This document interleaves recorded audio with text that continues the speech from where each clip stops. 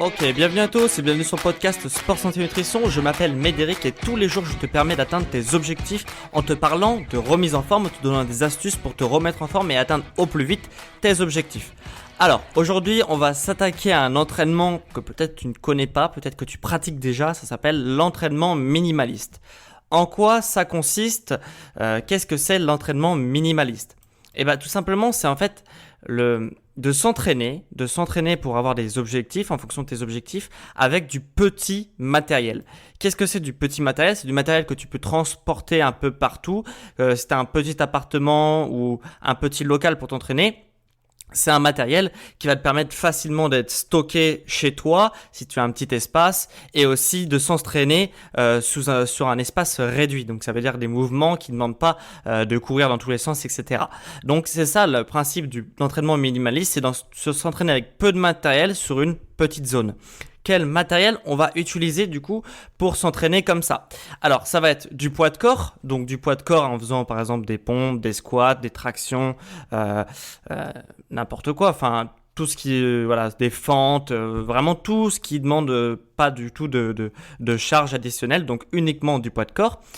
Ça va être aussi les kettlebells. Les kettlebells, si tu ne sais pas ce que c'est des poids russes, c'est des sortes de petites boules avec une petite poignée, ce qui permet de faire énormément de mouvements qui sont totalement sous-estimés selon moi et qui sont vraiment très très intéressantes. On va y revenir par la suite. Et aussi des élastiques. En plus, les élastiques, ça a le bénéfice d'être hyper bon marché. Pour une trentaine d'euros, vous pouvez avoir un kit complet d'élastiques et vous pouvez avoir quasiment un nombre infini de mouvements faisables avec les élastiques. Si vous avez élastique en bande plus élastique tube plus des choses pour attacher, pour régler à votre porte par exemple, votre élastique, etc. Donc un attache pour porte, ça coûte une trentaine d'euros au total et on a une panoplie infinie d'exercices à faire avec les élastiques. Et aussi le dernier truc qui est pas mal et qu'on pense pas forcément, c'est les TRX. Concrètement, c'est des sangles de suspension qui permettent de faire un certain mouvement. On accroche la sangle à un point fixe et après on peut faire un nombre incalculable de mouvements avec ces TRX là. Donc, ces sangles de suspension là. Donc voilà pour ce qui est la partie matérielle. Pourquoi je vous parle de ça? Ça va totalement dans l'air du temps. C'est des méthodes que j'utilisais auparavant pour s'entraîner, etc., que je mettais en place pour moi et aussi dans mes cours, d'intégrer ce matériel-là. Mais quand on a accès à une salle de sport, on privilégie beaucoup les machines, les haltères, les barres, etc. Et je le faisais en complément de mon activité. Et pour les gens que j'accompagnais, je leur proposais en complément aussi de leur activité. Donc c'est un matériel que je maîtrise, mais là j'étais obligé de m'y mettre puisque forcément j'ai pas de machine chez moi, je suis confiné comme tout le monde, donc je suis obligé de travailler avec du petit matériel. Et c'est complètement dans l'air du temps parce que du coup on n'a pas accès aux salles de sport et à mon avis on va avoir de moins en moins accès aux salles de sport. Je pense qu'on est parti pour un bon bout de temps sans salle de sport, donc si tu as des objectifs élevés, c'est indispensable de t'entraîner et du coup tu ne peux pas te priver des mois et des mois de salle de sport et on ne sait jamais ce qui est par la suite si on va être encore privé de salle de sport. Donc c'est totalement dans l'air du temps. Moi, je compte changer ma méthodologie d'entraînement. Je pense, délaisser la musculation traditionnelle avec la fonte, etc. Et du coup, ou alors je le ferai peut-être juste l'hiver.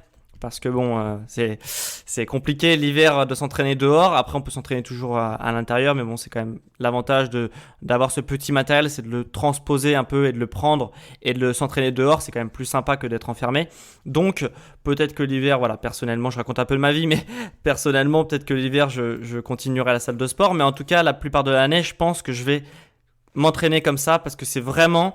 En plus, ça permet d'être créatif parce que du coup, pour inventer les mouvements… on n'a pas de machine et tout qui nous assiste, etc. Donc, c'est à nous de créer les mouvements. Donc, ça permet d'être créatif et d'être créatif dans son entraînement et pas de suivre bêtement, en fait, un programme à la lettre. Là, ça permet d'un peu de faire des mouvements au gré de ses envies et c'est ça qui est super important et super fun. C'est qu'on peut vraiment être créatif avec ce type de matériel puisque c'est du matériel minimaliste. Donc, il faut être inventif. Alors, quels objectifs on peut atteindre concrètement avec ce type de matériel, ce type d'entraînement minimaliste, eh ben, on peut à peu près tout faire. Je m'explique. On peut tout simplement développer sa force. Pour ça, on va totalement pouvoir le faire au poids de corps, au kettlebell, à l'élastique et même au TRX. Ça va être un peu plus compliqué si on a un bon niveau de développer sa force avec le TRX, mais dans tous les autres, si tu es débutant ou intermédiaire, tu vas totalement pouvoir développer ta force avec le TRX. On va pouvoir aussi perdre du poids et ça, c'est vraiment hyper efficace avec ce type de matériel. Pourquoi ? Parce que tout simplement, la plupart de, par exemple, si je prends l'exemple du kettlebell, le kettlebell, voilà, c'est un objet qu'on va pratiquement utiliser intégralement debout. C'est-à-dire qu'on est en position debout pour exécuter les mouvements. Donc, on va utiliser les chaînes musculaires. Et comme on utilise les chaînes musculaires et qu'on n'utilise pas des muscles isolés comme en musculation traditionnelle, ou en remise en forme traditionnelle. Donc du coup, on va pas isoler le muscle, mais on va prendre une chaîne musculaire pour faire un mouvement. Donc forcément, on va faire appel à plusieurs muscles pour faire un mouvement, contrairement à la musculation traditionnelle où parfois, pas tout le temps, il y a plein d'exercices qui sont polyarticulaires, qui mobilisent plusieurs muscles, mais parfois on va cibler que un seul muscle. Et par exemple, avec le kettlebell, on peut cibler plusieurs muscles, et les élastiques au poids de corps aussi, et les TRX aussi. Donc forcément, quand on sollicite plusieurs muscles, eh ben, on a une dépense énergétique qui est plus haute. Surtout si on est en position debout pour faire ces exercices-là, on va encore augmenter sa dépense énergétique. Donc pour perdre du poids, c'est incroyable. Voilà, donc voilà, ça c'est le deuxième objectif qu'on peut atteindre avec cet entraînement minimaliste. Aussi, un troisième objectif qu'on peut atteindre, c'est d'être un sportif complet. Je m'explique. Car si tu as remarqué en salle par exemple en salle de sport, quand tu es sur une machine, et on est bien d'accord qu'il n'y a quasiment aucune machine où on est debout, qu'on est debout pour faire les exercices.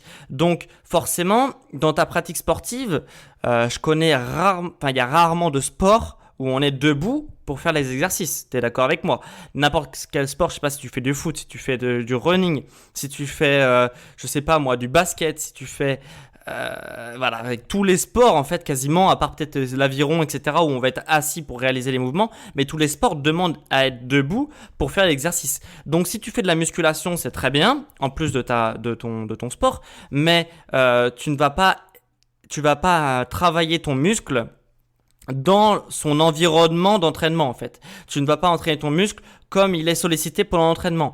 Et pour ce faire justement, l'entraînement minimaliste permet justement de complètement avoir, d'être dans l'environnement de son entraînement, faire de la musculation ou de la remise en forme dans l'environnement de son entraînement. C'est-à-dire que par exemple les kettlebells, on va les réaliser debout, donc forcément là on va être totalement sur les phases qui sont reproduites dans toute ta pratique sportive. Les TRX aussi, on va être debout. Les élastiques, on peut faire énormément de choses. On peut être debout, assis, on peut tout faire avec les élastiques. Et le poids de corps aussi, ça va être hyper fonctionnel pour les muscles.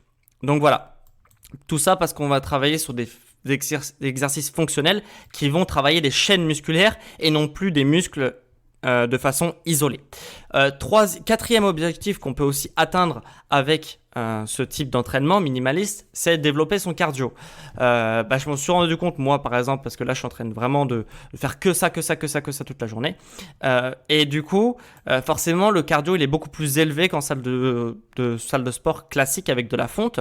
À part pour l'entraînement des jambes qui quand même pompe pas mal sur le cardio en salle de sport avec de la fonte. Mais pour les autres types d'entraînement, on va pas être complètement cramé d'un point de vue cardio. Et donc par contre, sur le type d'entraînement minimaliste, au poids de corps, etc., au poids de corps, kettlebell et tout, là, le cardio va monter direct. Et donc ça permet de vraiment développer son cardio. Donc, c'est vraiment super important. Et aussi, le cinquième objectif qu'on va pouvoir avoir, c'est prendre de la masse musculaire. Cependant, je fais un aparté. Tous les autres objectifs que j'ai cités, pour moi, l'entraînement minimaliste, il est carrément en phase avec tout ce type d'entraînement. Après, pour cet objectif de prise de masse musculaire, c'est peut-être pas la meilleure méthode, la plus rapide pour prendre du muscle rapidement. Voilà, c'est peut-être pas la meilleure méthode. Ça, je pense que c'est incontestable. Par contre, de dire qu'on ne va pas prendre de muscle avec ce type de méthode, c'est faux.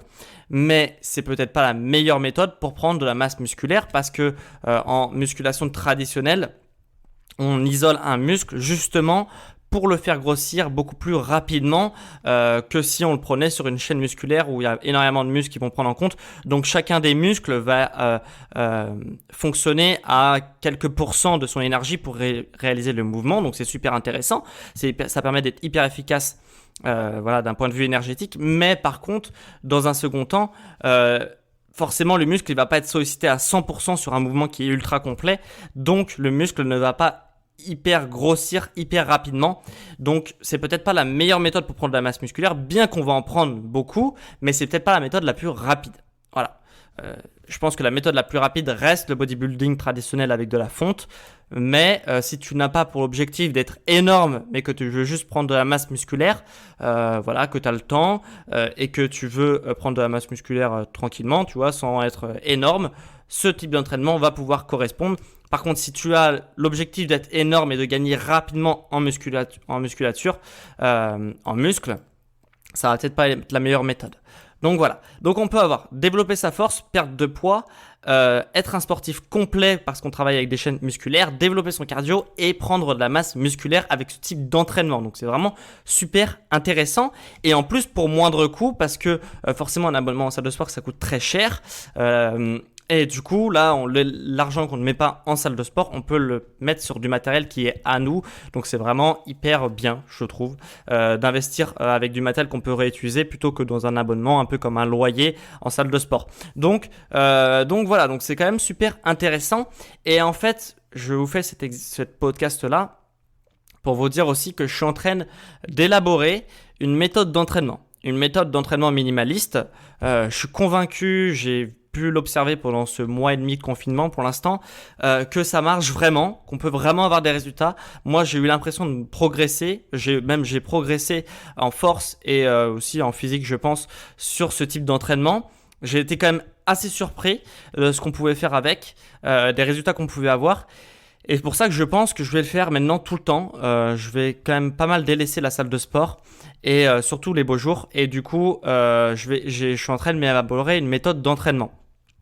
Et cette méthode d'entraînement, je vais pouvoir vous la proposer. Si ça t'intéresse d'avoir mes connaissances en anatomie, en physiologie, en préparation physique et du coup que je crée une méthode d'entraînement spécialement conçue pour toi, ça va être possible.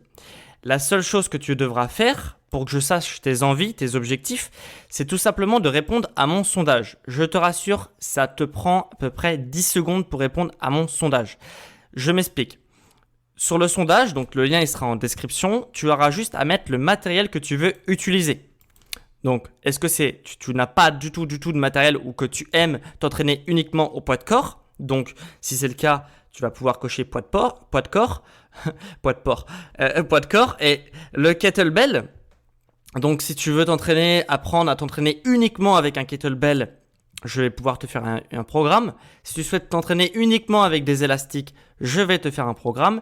Et TRX, si tu veux utiliser les sangles de suspension, uniquement les sangles de suspension, je te ferai un programme adapté à tes objectifs. Donc voilà, et les objectifs que je te propose, c'est soit développer ta force, soit perdre du poids, soit un entraînement sportif, donc en complément de ta pratique sportive, développer ton cardio ou prendre en masse musculaire. Donc voilà, donc t'as à chaque fois les 5 choix, les 4 choix de matériel et les 5 choix d'objectifs. Donc par exemple, si tu veux travailler avec des élastiques pour perdre du poids, tu mets élastique, perte de poids et tu envoies et moi au moins je suis au courant de ce que tu veux. Et après je vais créer la méthode. Donc t'as même pas besoin de mettre ton adresse email, c'est facultatif. Si tu veux être au courant, je t'enverrai une petite notification dès la sortie du programme par email, mais si t'as pas envie de mettre ton adresse email, je comprends tout à fait. T'as juste à cliquer sur ce qui t'intéresse, donc kettlebell par exemple et développement de la force. Tu fais ce que tu veux. Tu me dis ton objectif et le matériel que tu veux utiliser, et moi après dans les semaines et les mois qui arrivent, je te fais une méthode complète pour atteindre l'objectif avec le matériel que tu auras choisi. Voilà, donc ça te prend vraiment 5 secondes de répondre à ce sondage. Tu cliques en description et tu réponds au sondage. Donc 4 clics, un clic tu cliques en description, tu réponds aux 2 questions, tu coches aux 2 questions et tu fais envoyer, ou alors tu te rends sur Sport Santé Nutrition, donc un clic, tu vas sur l'onglet podcast, tu vas sur l'épisode du jour et tu réponds aux 2 questions. C'est aussi très rapide, ça te prendra entre 10 et 15 secondes. Donc si ça t'intéresse que je te fasse un programme complet sur ça, et t'as juste à prendre 10 secondes de ton temps. Voilà, voilà, j'ai fait un complet sur le sujet. J'espère qu'il t'aura plu. J'espère que toi aussi tu as apprécié l'entraînement minimaliste, parce qu'on est quasiment obligé de le faire. Si tu continues à t'entraîner, tu es quasiment obligé de faire t'entraîner sous cette méthode d'entraînement. À part si tu as une salle de sport chez toi, dans ce cas tu es quand même très chanceux. Donc voilà, donc j'espère que ce podcast t'a plu et on se retrouve demain pour un prochain épisode sur le sport, la santé et la nutrition. Allez, ciao les amis!